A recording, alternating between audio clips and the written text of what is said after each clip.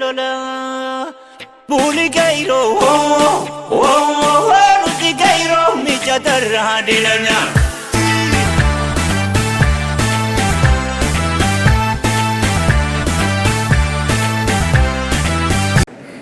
Kopi kena gara-gara sini juga. Ashama baganagan muftan. Ashama hundi keessan baganagan muftani keessummoonni kenna nu seenaa nutaa sagantaa kenna jalqabu deema baganagan muftan hundi keessan isin jenna. Akkuma seera fi aadaa Oromootti sagantaa keenya abbootii amantaa fi maanguddoo biyyaatiin ni eegala. Oromoon aadaa qabaa, Oromoon safuu qabaa, Oromoon eebba qabaa, Oromoon waa hunda qabaa. Kanaafiyyuu maanguddoonni abbootiin amantaa as baatanii eebba akka nu gootan kabajaa isin gaafannaa nuuf koottanna. Sheekh Hussein Jaldo waldaa musliimaa biyya Jarmanirraa gara waltajjii Eekkaasuudhaan Gudii Bayyana Hamilee Mukennaafi Eekkaasuudhaan Kadir Seenaa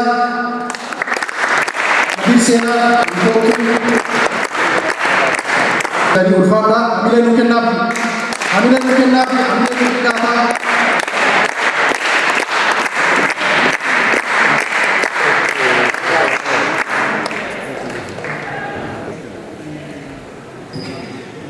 بسم الله الرحمن الرحيم الحمد لله رب العالمين وصلى وسلم على من ارسله الله ورحمه للعالمين نبينا محمد وعلى اله وصحبه اجمعين اما بعد السلام عليكم ورحمه الله وبركاته. duraan duratti warri sagantaa kanatti irratti argamtanii yaa'insa obboleessa keenya obbolummaa kanummaa kafoonummaa hawaahilummaa kabajanii dhuftan hundi keessanuu akka shaggaa baadiyyaatti galatoomuu isin jechuu barbaada. Tabiraa ammoo akka hawaasa musliimaa Oromoo Jarmanitti warri bakka kanatti argamtan waliin qabnu waliin qabeenya tana qaba waan irratti walitti hirmaachuu qabnu wal guddisuun wal bira dhaabachuun hawwii walii ta'uun wal abdachuun bakka abdiisa waliin guutuun aadaa fi amantaan teenyallee inni deeggartii baga nagaan dhuftanii obboleessa keenya bira dhaabatanii isiniin ji'a. Rabbi nagaan haa godhu. Karena kami jadikan mahbub, kami lihat terjadi durang terbakar mahagam. Mucak karena lewan ini jalan kebekan awam, pilih kakuam, buah kakuam dahulu. Orang aku mampu walbiran amat tuti, walbiran amat insakenya karena tokumma kenya karena walilah kenya karena tapi tak baturan pun mahagam. Kita nak kakak boleh jadi gasti karena dah sudah enam segala nanti pas berbadu. Akka nama mantap toko bakabu eti. Amantiin Islaamaa waa hunda fagoottidha. Nuti dubartiin malee amantiin Islaamaa waan balaaleffattuu qabdi, waan jibbituu qabdi, waan naannoo isitti dhihaatu hin barbaanne qabdi. Akka namni dhihaanillee ta nama dhoorgituu qabdi malee waan hunda jumlaatti amantii nama dhoorgituu miti. Amantiin Islaamaa keessa laaltee amantii waan isiniif taatu, waan amantii waliin taatu hawaasummaa keessatti amantii rakkinaan qabnee isin jechuu barbaada. Kanaaf obboleeyyan keenya warri amantii biraa qabdanillee warri Islaamaa warra waa hunda balaaleffatutti akka nu hubanne waan hawaasaa tolu waan guddinaaf ta'u keessattuu aadaan Oromoo baay'inaan amantii teenya hin balleessitu. Bakka akkasitti nu sodaatinaa nu kana bira dhaabatuuf qophee ammallee bira dhaabannaa ijoolleen keenya kakara adda addaa dandeessan dandeettii adda addaa qabdan amantiin teessin deeggartii warra amantii tana qabdan waan hin taane isinuu hin beektan tan isinumaaf hin dhiise isinuu itti seentan yoo itti seentan illee bakka kanatti nu kaleessa. Kana abdii akkasii wal biraa qabna bakka amantaan nu dhoorginetti bakka waan guddinatti waan nama hawaasa guddisu keessatti hirmaatuuf نسقط إسرائيل جرتة وأنا كسيبة الردوبة ديبنا فقط ولله فقط ولله إسرائيل جاء وبلسكين جوان درجات بركة عبدو كبيرة مودام سيدرا شجعم بعدها كيلو نمي أواسني كي يكاد أنا بيرا أبتة أنيس بيلو ولا ما كايسا أكيد أرجع جاي ولا سنة تنيسي تكجرا أكيد أكما سيدا كقربا مقالة أكيد رادو بفتو أكيد ناقل ما هو بيرا نتنا نسيج بارك الله فيكم هذا برتي ولد ديبو ملا هنا أبونا الفان نسيج ما بدو رفجة أكمل جرتو أنيس بلاد كما جانس نيفديسا بكن الرادو بجون أو بكن الرادو في والدورون جلا أفان أرمو نورمبر جرانو في مكانكو باستر بولي بيجي نجما والدورون شيف والدورون نورمبر جرات باستر ماراني تجادلا باقي كيسن فول أسكتني وجين والبينا والهندينا والهنجرانا والبيفنا يكتيكو ركانا نبينه وبريسا كو شنغامو إجانا بيكاني غروجي ألامان سدن تقدرا وقت قطع ولا غرّي إسنار بنيادا ترى غرو أما غياسا ترى ولا غرّي نانجته نانغام مريباية إسمودي جسدن تقدرا كاسي تن ABC فتون كبا أجبرت أكا ولدا كريستيانات ولدا بروتستانتي أمن تودا تكنا أرجمتن ناف بفتن بربادا نانجته كمچو دارا كوفنجيني حالا بتين كوفنه إني كان بيب حالا باقي مدوا باقي كيسا وجي كم برادان كمامه كرو خلوان تنشال وان جبه غارو بچوكا سنقول دماغي سيتن يدو كيسن تفيج غارو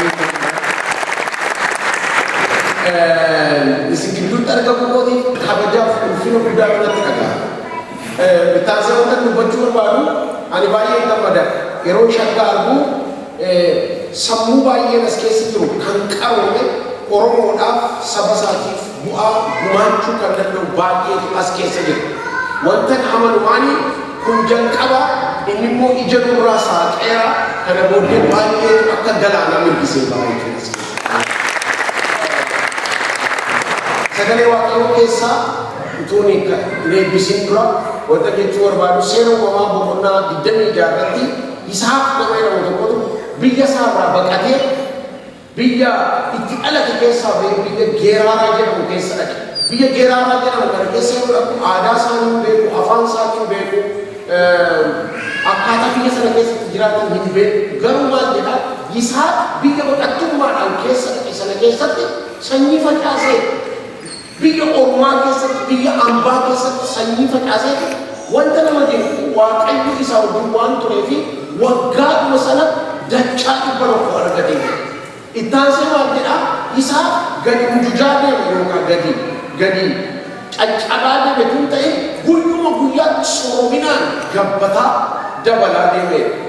Isiniinis shaggaas warras jirtan hunduma keessan eebbisuu barbaada. Biyya ambaa kana keessatti gadi mujujaa deemtu tun ta'e maqaa waaqayyootiin dabalaa deemtu kanaan qabu. Jireenya keessatti dabalaa deemtu balballi cufame hundumtuu hin bada. Nama isin bira jiruuni nuti gaawwaldaa keenya keessatti gaafa lallabnu waliin jedha maaliif hin hojjeta waan ta'eef jechuudha. Nama isin bira jirutti garagaraati balballi cufamee jiru hin badamaa jedhama. Jedhaan nama isin bira jiru itti galagalaati balballi cufamee jiru hin badamaa jedhama. Rabbi banuu hin danda'u? Hin danda'u Rabbi. Waaqayyo hin danda'a. Kanaaf obboleessi keenya jalqabaan kana godheera.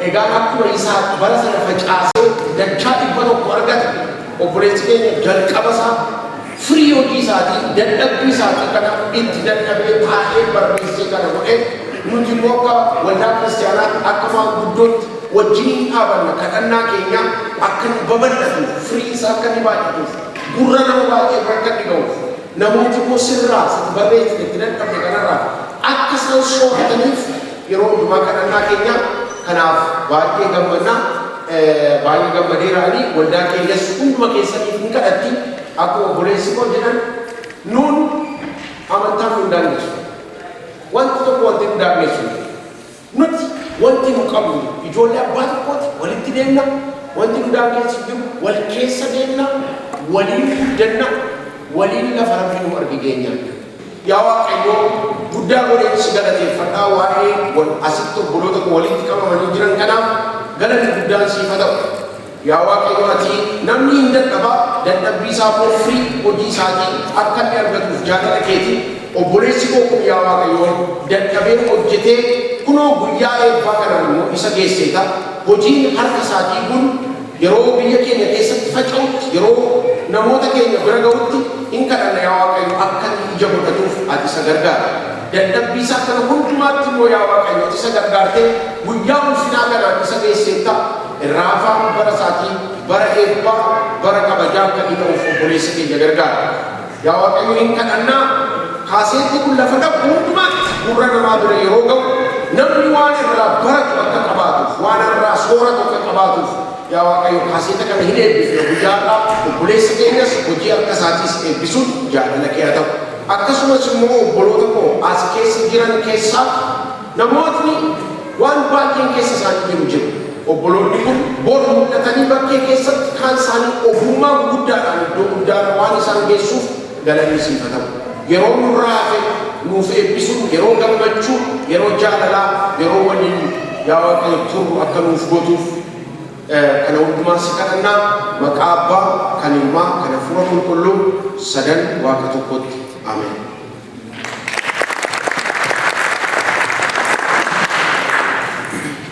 Jaarsa tokko gaafa jaamaa jedhanii namni keenya tokko Adaamaa keessatti garbi Raasoteen jedhamu tokko hin jira.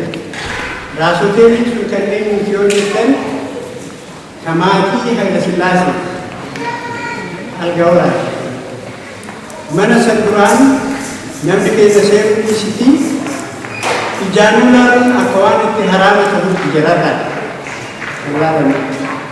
Laakiin achi keessatti qiini godhamee sargi guddaan bifamee keessummoon itti keessummaa'e. Har'a rabbi galanne haa ta'u ayyaanaan Raasoteen miti ayyaanaan bakka Adaamaatii miti Finfinnee keessatti manni guddaan to'atamee jira. Kiiloon afurii har'a Oromoodhaan qabamee jira. Deebilee biyyaa miti har'a kun Awurooppaattis Ameerikaanittis bakka hundatti konsertiin akkanaa qophaa'ee ilmaan Oromoo biqilaawwan lafaa bayan seenaa keenya mul'isaatii jiru rabbi galanne haa ta'u. Mucaan walitti nugame ifaajee guyyaa takkaa yookiin immoo torbaan takkaa yookiin ji'a takkaatiin fakkeenyaaf ani amma mata sadii yookiin afurin ta'a shaggaa hunda beeke inni ifaajeen isaa sun kamanatti addatti deebi'eetiin hin qopheessu bakkee kana gahuun isaa waan gammachiisu waan ta'eef rabbiin fiixaa haa baasu. Rabbiin ilaala haa baasutti rabbiin nu hundaa maqaa keenya mul'isaa jira maqaa keenya jiraachisaa jira bakkaan isaa haa ta'u. Bakkeen Looreet jedhamtee biyya keessatti kabajamtee kabajaan guddaan kan ibsan rabbi isaan haa gahu. Rabbiin isa haa guddisu fiixa haa baasu. Biqilaan keenya kabiroollee isa jalaan baratee isa jalaan dagaagee bakka guddaa nu haa gahu. Rabbiin nu haa mul'isu. Rabbiin akkanumatti ilaala nu haa baasu. Ifa nu haa bahu. Maanguddoota keenya kabajaadhaan gara iddoo ibsuun isaaniitti nu deebisan.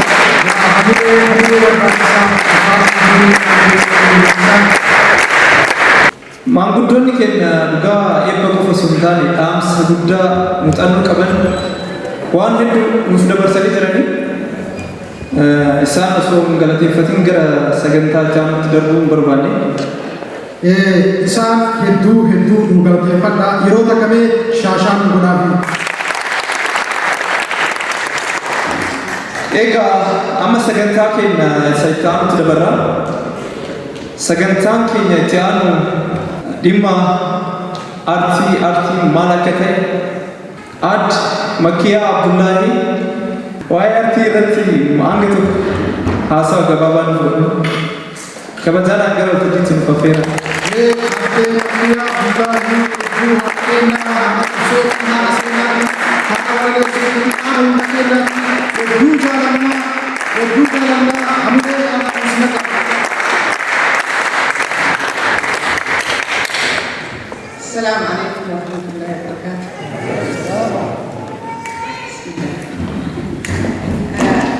akka guyyaa kanaa asirratti argamu gammachuun natti dhaga'ee gammachuu guddaadha. Gammachuun maali? Wal arguu keenya duraa kalamee saamuu waan garaa qabu irraa kunneen asii dubbachuu sadeessa firii addiidhaan asitti arguu ta'e. Hawaasni keenya firii addii kana hedduudha yaalaa godhaa ture. Warri godhaa ture afaan ambaa guddisaa.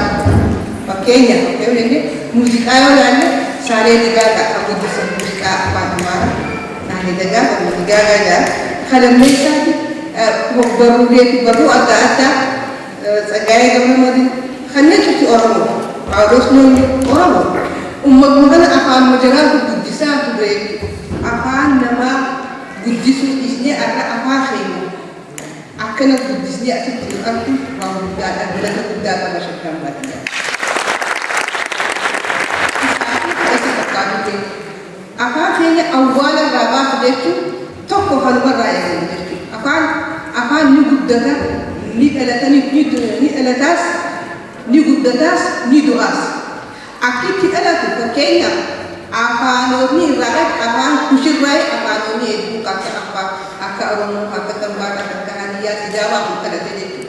Dhaloonni afaan kanaa kana. Afaan guddachuu jechuun afaan barruu yommuu ta'e, afaan arti yommuu ta'e, afaan barnoota idilee yommuu ta'e, afaan mana murtii yommuu ta'e, afaan ifiitiin yaada fi ibsuu yommuu ta'e kanaan guddata jechuudha. Fi afaan dhaloonni dhufu afaan kanaan yoo afaan hiikkate afaan hiikkate. Akkitti du'a ammoo afaan kana dhaloonni haaranii yoo ittiin afaan hiikkatu baate lakkuma deemuu du'aa deemu. Fakkeenyaaf afaan gurbaa gaafa yoo fuune namni ijoolleen daa'imni afaan hiikkatu jiru kanaafuu du'aa deemu jechuudha. Afaan Oromoo akka awwaalamu akka irratti dhiibbaan adda addaa itti godhamu hin duune afaan Oromoo maaliif hin duune dhaloota afaan kanaan afaan hiikkatu jira.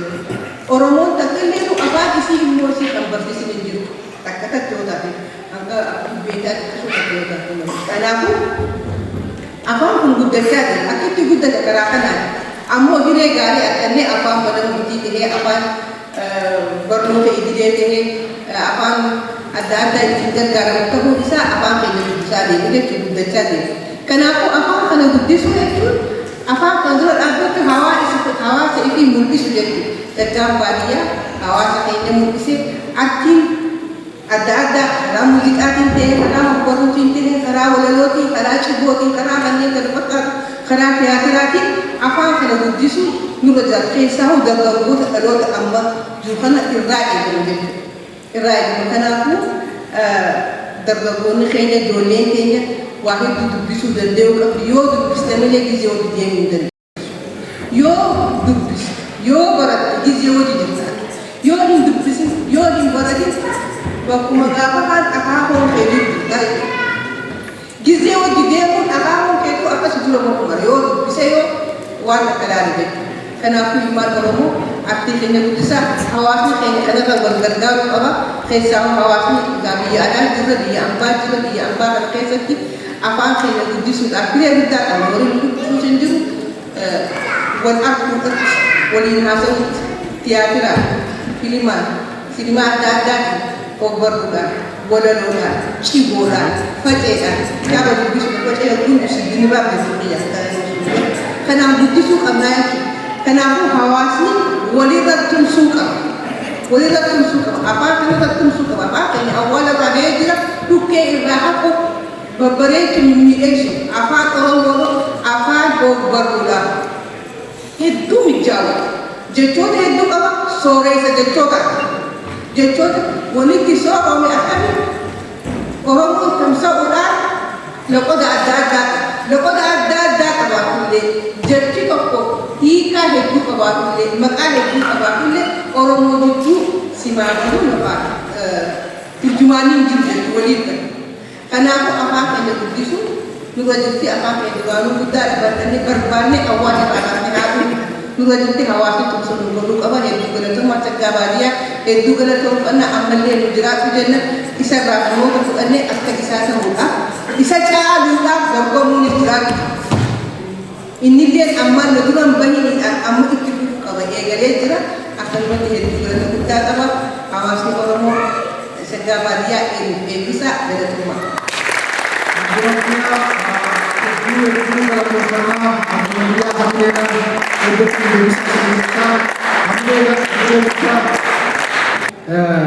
Kanatti aansuudhaan bu'aa bahii hedduu keessa dabree guyyaa har'aatiif kan ga'e walaleessaa yookiin waloo saggaa baadiyyaa haasawa waa'ee albamichaa fi bu'aa bahii keessa dabre gara waltajjiitti bahee haasawaa nuuf godha kabajaadhaan nuuf himata.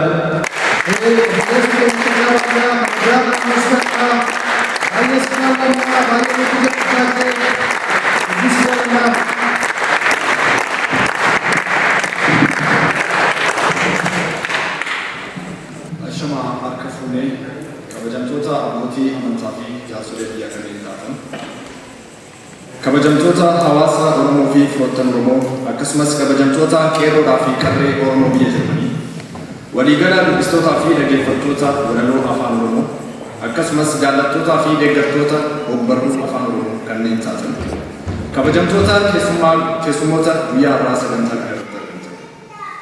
Guyyaa seena qabeessaa fi adda ta'e kana irratti gammachuu guyyaa har'aa wajjin qoodachuudhaaf waamicha keenya kan kabajaa fi jaalalaa kabajanii guyyaa har'aa guyyaa seena qabeessaa fi adda ta'e kana irratti argamtan hundi keessan hunda dursuudhaan baga rabbi guyyaa har'aatiin dhugee baga nagaadhaan dhuftan isinii jira.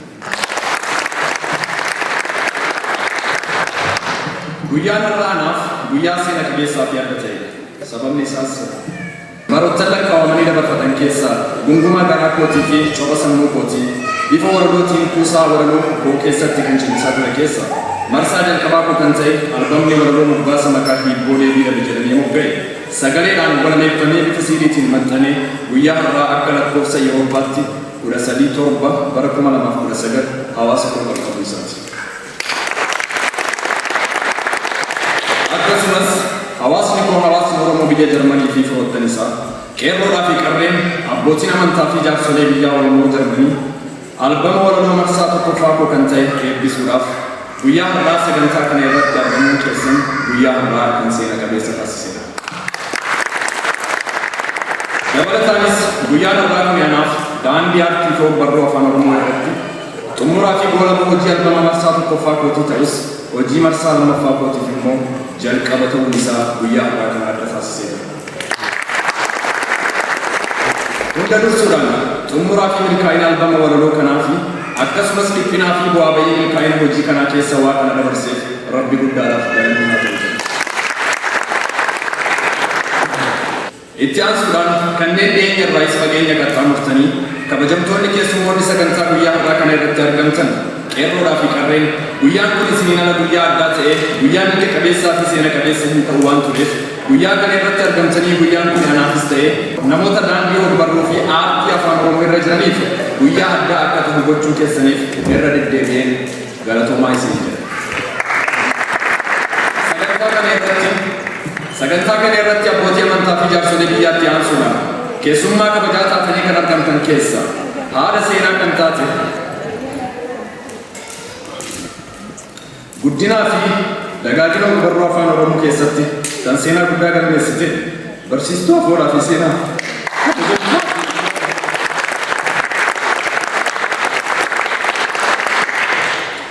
sagantaa eebba guyyaa har'aa kana irratti keessummaa kabajaa taatanii argaman keessan gammachuu koo kan daangaa hin qabne ta'uu sagantumaan isin.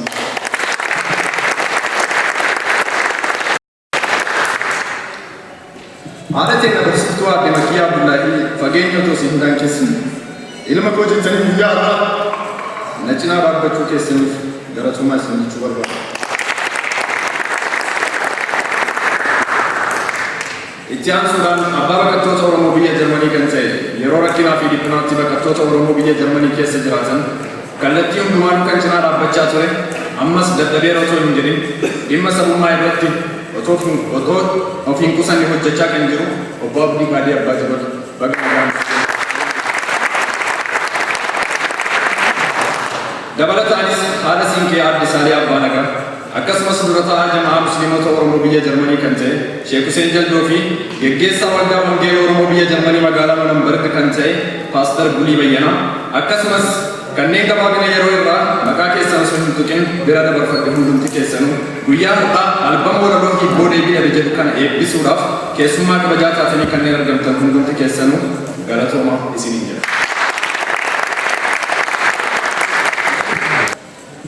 Sehr geehrte Gäste, ich habe nun euch einen kurzen Beitrag auf Deutsch für Sie. Vielen Dank für Ihr zahlreiches Erscheinen in einem für mich und auch für die Entwicklung der Kunst der Oromo-historischen Tag.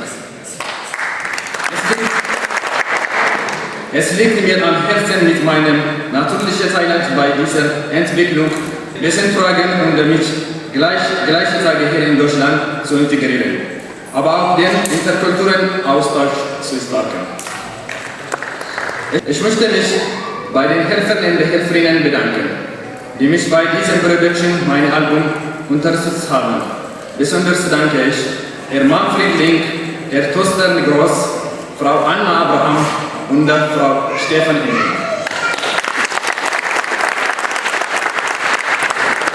Eine Zusammenarbeit und der gegenseitige Unterstützung in der Zukunft würde ich weiter sein sehr begrüßen. Nochmals einen herzlichen Dank. Eine kleine Hinweis, es kann sein, dass heute sehr geehrte viele Oromo gesprochen wird und wenige Deutsch. Bei Fragen können Sie sich gerne an diejenigen unter uns wenden, die deutsche Sprache können. Noch einen schönen Aufenthalt.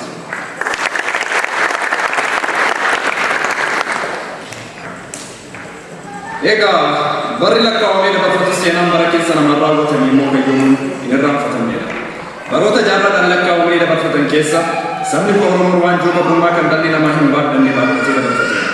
Afaan isaa afaan Oromootiin baratee barsiisuudhaaf jecha aadaa fi duudhaa isaa guddifachuudhaaf seenaa fi eenyummaa isaatiin waamamuudhaaf Oromoon kaleessa qotee bulaa barsiisotaa fi barattoota artiistota kichuu qarreedhaa fi qeerroo kan gita hin qabne kan lakkaa'amee hin dhumne itti dhabeera. Soba miti dhugaadha. Ba'aa dhalli namaa hin baadhatin Oromoon kaleessa dugda isaa irratti baadhatee ba'aadhaanis kaatee jira. Galanni kan Waaqaa sun hunduu dabarfatee har'aa afaan Oromootiin barannee barsiisuudhaaf, ittiin lallabnee dubbachuudhaaf, ittiin barreessinee dubbisuudhaaf, afaan Oromootiin ittiin weellisnee ittiin walaleessuudhaaf Rabbi bulchee guyyaa har'aa nu argisiiseera. Baroota jaarraadhaan lakkaa'amanii dabarfatan keessa aadaa fi duudhaan Oromoo awwaalamee afaan Oromoo kan raadiyoo caccabsa jedhamaa ture sun hundumtuu dabarfatee har'a garuu afaan Oromootiin dubbatanii dubbisuu qofa otoo hin taane dhiigaanis hidda dhaloota Oromoo qabaachuun carra qabeessa ta'ee mul'atee jira. Waan Oromoon dabarfate seenaatu dubbata lafa kaa'ee ragaadhaan. Kadhaanis miti taphaanis miti qabsoodhaan har'a geenye soban qabu dhugaadha. Harka aabboo fi abaabileetu harkootti cirame, harmee harma dachaatu harmeetti murame. Kadhaa yookaan taphaanii miti kun hinduu kan argameen lubbuu qabsaa'ota hedduutu itti wareegame. Daa'imaa fi dargaggoo jechuutu itti harca'e, dhiigni qeerroo fi qarree jigee lafa yaa'e. Yaada baasee buusee yaadaanis dhama'ee beektota hayyoo Oromoota har'aas hin bu'e. Kanneen caba Oromoo fayyisuudhaaf jecha ofii keessanii caccabdanii akka cabbii kattaatti ofii keessanii baqxanii kanneen ofii dhaamtanii Oromoodhaaf immoo dungoo taatanii iftan. Kanneen qalama xiiqiitiin seenaa Oromoodhaa dhiiga keessanii barreessitan kanneen galma kuusaa seenaa har'aa kaleessa Oromoodhaaf bantan. Sheek Mahammad Rashaad Abdullee fi akka Hayilee Fiidaa, Sheek Bakrii Saaphalloo fi Sooressa Jaarraa Abbaa Gadaa, Haajii Adam Saaddoo fi akka Waaquu Guutuu Goottan Baddaa Salaalee. Taaddasaa Birrufaa kakka gadhiisu leenca baddaa salaala.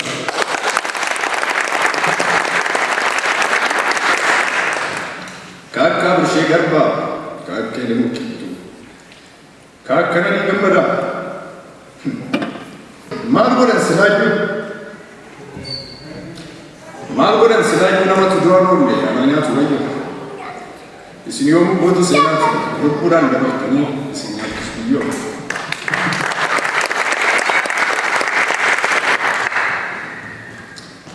Kanneen har'a keessanis jiraatanii lubbuun isin galatoomfadhu malee waa'ee keessan jiran Oromoodhaaf jecha aarsaa gootanii lubbuu kanneen taasisanis biyyoo qubsuma keessan jannata isiniif haa godhu Waaqayyo.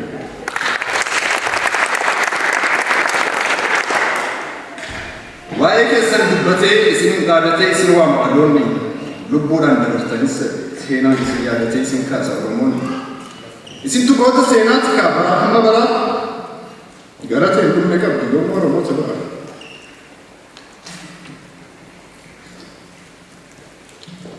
Akaakuu hafuuraa keessaa walaloon hedduu qaba.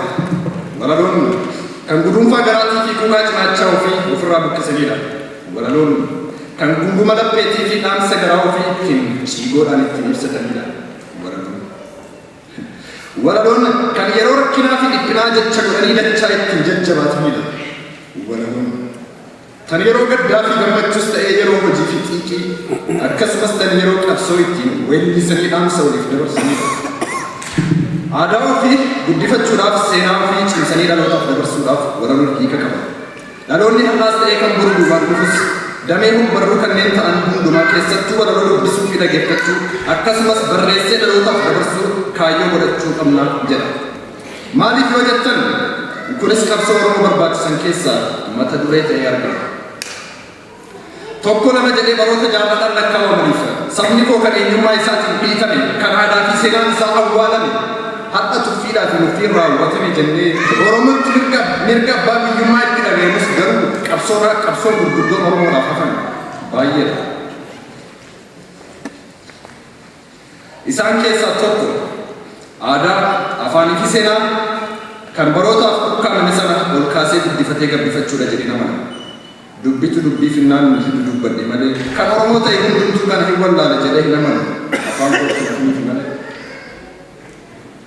Akkuma jedhan sana namni beela'ee nyaate gurshaa namaa nambisu namni daaree uffates wayyaa namaa nambisu jedhanii.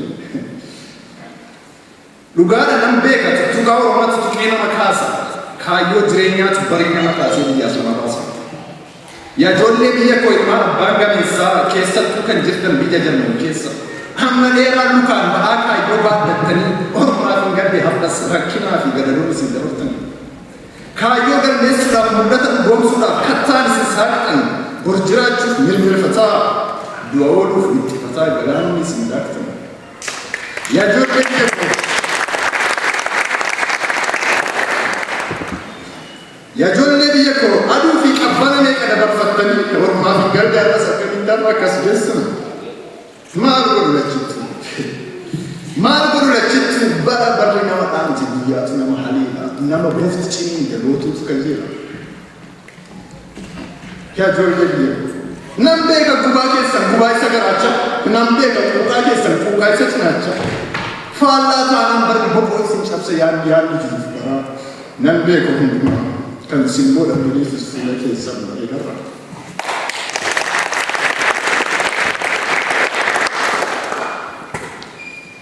Kaayyoo abbaa keessan gameessa abjuu haadha keessaniitu haadha hiyyeessa. Galmee seenaa keessaniitu hin dubbifamne ni baname reebbaa ayyuudhaaf abboo keessaniitu hin mul'atne dhugoome. Biyyoo biyya ambaatti isinitti tolee barri qubsuma hin arganne haara galfachuudhaaf gaaddisa hin teenne mul'ata keessan kan ganamaatti bakka yaada keessanii sana isiniif hin geenne. Buustanii ol baasaa sanaaf yaada beektu kanaaf fagaattanii mul'ata sana yoo yaadan bantii waaqaa yaaddu. Yaa ijoollee biyya koo nan beeka gubaa keessan gubaa isa garaachaa nan beeka quuqaa keessan quuqaa isa cinaachaa.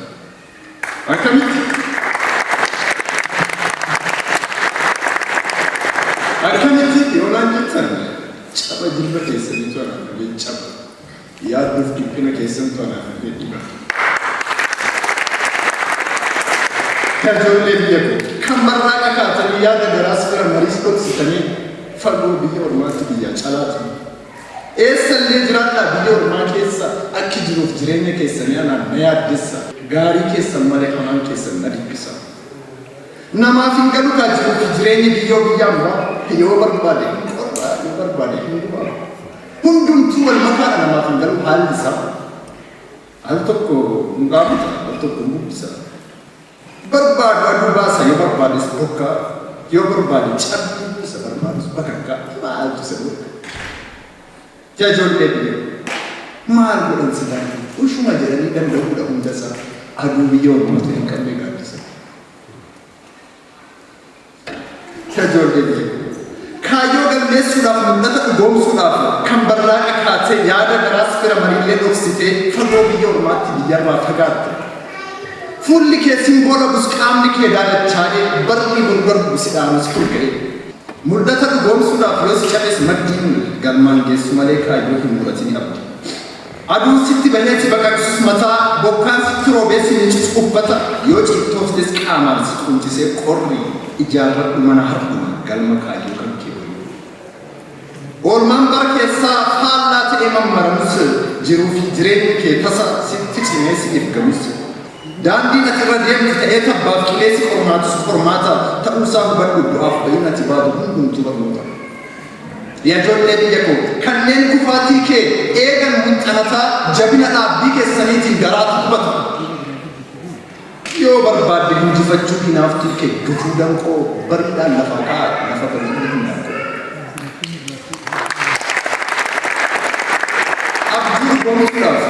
Abjuu dhugoomsuudhaaf abjuu abboodhaaf aayyoo lafa barii ka'ee fiiga namni boriif qabu kaayyoo loo'ee akka bofaatti lafarra koqoqa dadhabus tiratee xiiqiidhaan shunquuqa fagaatullee karaan harka hin laatu hin dadhabu namni dugda isaarra ba'aa kaayyoo baatu qaba. Ani namni ammoo ni dogongora. Barreeffamaa fi walolokoo keessatti yoon tasa dogongoree jira ta'e na of golchaa. Nama dogongoree of golchuun aadaa Oromooti mitiire. Iddoo jabina kootii immoo yaada hamilee fi gorsa keessaniin na cimsadhaa.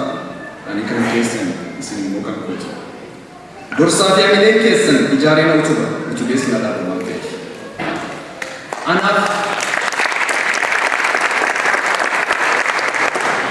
Anaaf isintu fira fooniif dhiigaa haqan isin irraa qabu lafaa qabu. Anaan isin beekan isiniin na beekan inni walitti aanu jaalattamus jibbitamus maqaa tokko qabna walumaan waamama. Hidda keenyatu tokko uumamni ganama aadaaf duudhaan keenya si hundi tokko. Uumama waaqaatiin isa harkisan hin cinne funyoo oromummaatiin kan hidhan.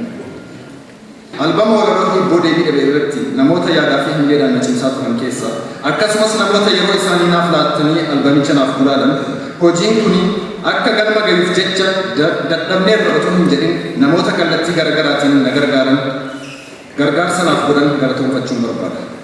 Gulaaltota keessaa nama seenaa Oromoos Nasiib yookaan Abbaa Gammachiis jedhu Jarmaa yoo barruu Asteer Gannoo wajjin ta'uudhaan afaan Oromootti hiikee kan maxxanse luba tasgaaraa hibboo albama walaloo koo naaf gulaaluu isaaniitiif galatoonfachuun barbaada.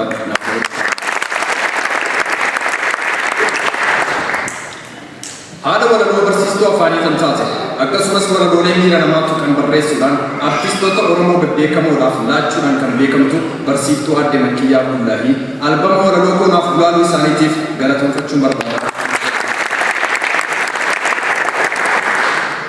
Akkasumas fageenya irra teessanii kanneen na hordofaa turtan barsiistota afaan Oromoo kanneen albama walaloo koo naaf sorortan barsiisaa Oliyaa Gurgusee, barsiisaa Jigsaa Adaree, Paaster Dajanee Kumsaa, gaazexeessaa Dumaal Yaadot, artist Abdul Hakim Abadir, barataa Ahmaddiin Aagaa yeroo keessan naaf laattanii albama koo naaf gulaaluu keessaniif galatoonfachuun barbaada. Itti aansuudhaan namoota hojiidhaanis ta'ee yaadaa fi hamileedhaan na cinaa dhaabbachaa turan keessaa kallattii garaagaraatiin galma gahiinsa kaayyoo kanaatiifis ta'ee milkaa'ina sagantaa guyyaa har'aatiif kan na faana dhiphachaa turan keessaa hunda dursuudhaan obboleettii teenya Haliimaa Muhammad galatoonfachuun barbaada.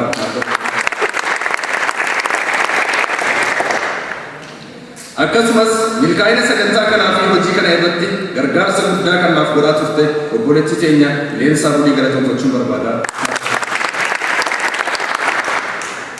Dadhabnee irra osoo hin jedhin dandeettiinis ta'ee yaadaanis kanneen nu cinaa dhaabbatan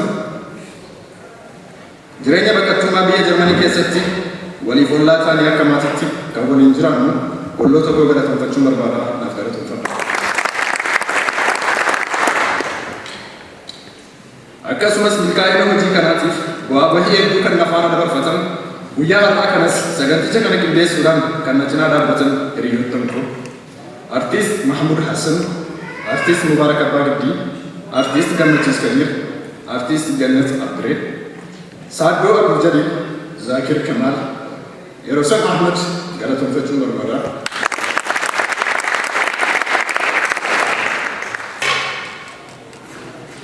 Jalqaba maxxansa albamaa kanaa irraa eegalee dhuma sagantaa kanaatti haalota mijeessuudhaa fi diinagdeenis akkasumas yaadaan kan natti dhisaa turan lammiilee biyya Jarmanii kan ta'an Herman Fried Link, Herr Toster Gross, Frau Stephanie Link galateeffachuun barbaada. Albamni walaloo kuni akka maxxanee guyyaa har'aa hawaasa koo qaqqabuuf kanneen ispoonsara naaf taasisan keessaa Saannatee Istiidiyoo fi qeerroodhaa fi qarree Oromoo biyya Jarmanii hundumaa galateeffachuun barbaada.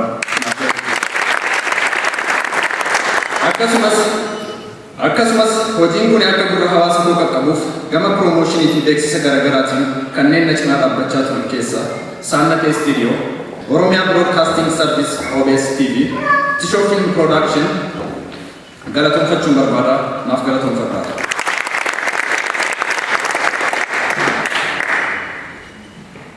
Egaa keessummoonni kabajaa kan asitti argamtan hundumti keessanii isin galateeffachaa yeroo jalqabaatiif albama koomarsaa tokkoffaa koo kan ta'e kana guyyaa har'aa eebbisa.